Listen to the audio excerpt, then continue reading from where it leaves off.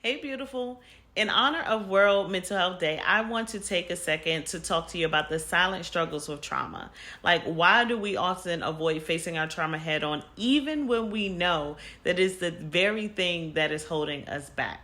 And so I just want to take a second to shed some light on 3 reasons you may be avoiding starting your healing journey, and then 3 ways that could possibly pave the way for you to start that journey. And so, first, I want to start by acknowledging that trauma is a tough cookie. It's a tough opponent. There's no easy way around it because it brings about, emotions of fear, guilt, shame, vulnerability, all things that do not make us feel good. However, I want you to remember that the key is facing these things head on. And guess what? I believe in you. I believe that you're a lot stronger than you think, and I believe in your resilience and your tenacity to heal. So let's get into these reasons. Reason number 1 is a fear of reliving or rehashing old memories.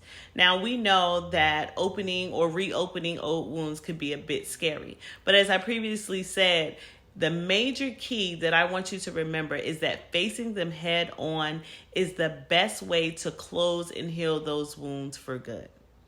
Reason number 2 is your fear of being overwhelmed. I want to pause for a second and let you know that that is a real concern. In fact, I struggled with the idea of possibly being overwhelmed, right? Where do I have the time to go to therapy? How am I going to pay for therapy? What am I supposed to do when I'm not in the presence of my therapist and I'm being triggered? Like all valid points. But guess what? You're a lot stronger than you think. You have more power than you know.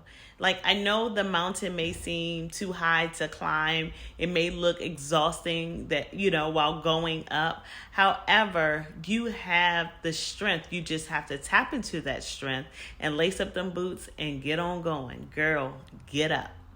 And let's get into reason number 3. Reason number 3 may be fear of being judged, of being stigmatized. Again, another very valid point.